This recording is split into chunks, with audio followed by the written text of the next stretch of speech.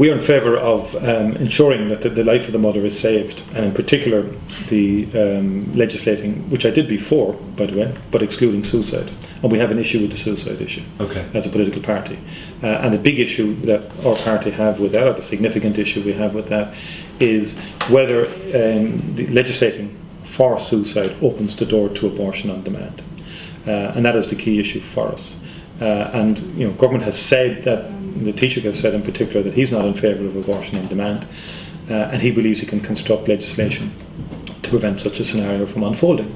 And we will look at that legislation and examine it in terms of whether it facilitates abortion on demand or it doesn't. So the suicide issue is a genuine issue that many deputies have, and I've articulated that before. On the other hand, we have to be very sensitive to the situation in terms of any potential risk to the life of the mother. It's very clear, from the Medical Council guidelines as presently provided for, that doctors can intervene where the life of the mother is at risk, even including the threat of suicide. But the other point I would make that's often forgotten in this debate is that in maternity hospitals at the moment, where we have state-of-the-art neonatal units, and we do in some but not in all, the ethos is to protect the life of the mother and the child. I think nobody at the moment in our maternity hospitals goes about their daily work with a view to saying, I want to abort or we will facilitate abortion. They don't. And I think that's lost in the debate so far.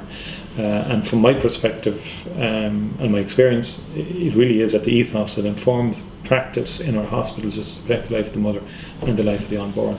Huge progress has been made in medicine, whereby at 24 weeks now the life of the child can be saved by intervention.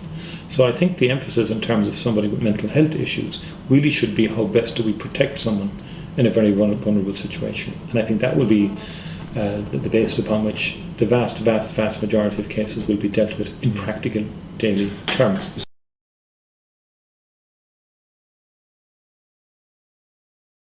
I think we need perinatal psychiatrists is what you need, and we have a problem in the country at the moment. And but specifically, I'm not going to get. I don't know the specifics yet. We haven't. You don't have any idea, and you haven't really thought about how many obstetricians, how many psychiatrists should make the assessment of the suicide risk.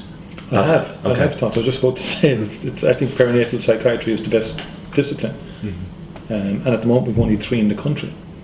So I think it's going to be impractical at the moment unless we increase significantly the number of perinatal psychiatrists. And I think that will be the first step. I would suggest the figure of 5 that's being thrown out there. What do you think of the figure of 5? I don't know. I don't have any opinion on 5 at this particular point in time. I'm not sure whether it's a true figure. And I think it's a combination. 2, 3, 4? It's a combination of psychiatry and obstetrics. Obviously, will be required here. And I think you need a reasonable number that can make decisions. What's a reasonable number? Well, we'll come to that when it comes to legislation. I'm not drafting the legislation, we will deal with that. Surely, at this point, Fianna Fáil and you must have a view of some sort on this in terms of how many obstetricians and how many psychiatrists should assess that risk. Well, we're coming at it from the view that we have concerns about legislating for suicide on the basis that we believe that could open the door to abortion on demand. Where and I've said before, I remain to be convinced, I've said this publicly over a year ago, that is not the case. But I'm asking you, what would convince you? Well, we'll wait and see and look at the legislation. So you don't know? Well, I think I do know. I will know when the time comes. But the bottom line is that in Britain, people were certain that certain legislation wouldn't lead to abortion demand, and subsequently it did. My approach is to ensure that the life of the mother is protected and saved in as much as possible.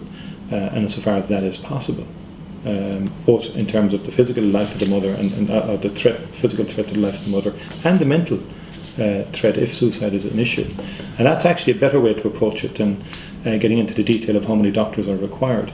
I think what's required is more perinatal psychiatrists, clearly, because there is a debate on both sides as to the frequency at which this will happen.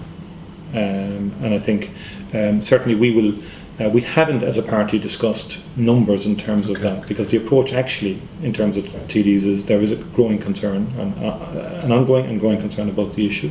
It's in all parties. Well, I mean, so we want to be reasonable. We don't want to be articulating a specific position on this. No, I don't. Fine Gael haven't. Okay. But they've committed to legislating for the excess. They haven't said how many numbers. Okay. The Labour Party haven't said how many numbers. Sinn Féin haven't said. But you haven't even come out and said whether you're. But you haven't even. Sinn Féin haven't said. But you haven't even come out and said whether or not you're going to vote in favour of this legislation. Because we said we have a problem with the issue of suicide and how it's going to be addressed. Very honestly and openly, we have.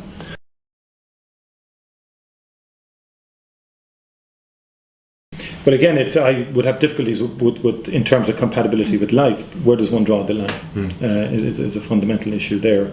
I've met with mothers in that situation, and I've also met with mothers in other situations where they are anxious to bring the baby to full term.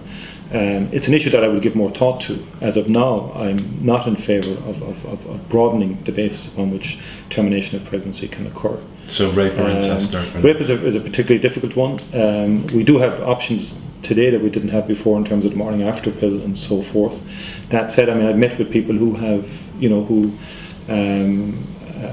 were born and who were the product of a rape, and they get very angry when it's suggested to them that they should never have been born. So there's very, very significant, there are arguments on both sides of this, and it's an extremely difficult one for the woman concerned in particular. But at this stage, I do not favour broadening the legislation or the legislative parameters, or indeed changing the constitution, which that would involve at this particular point in time.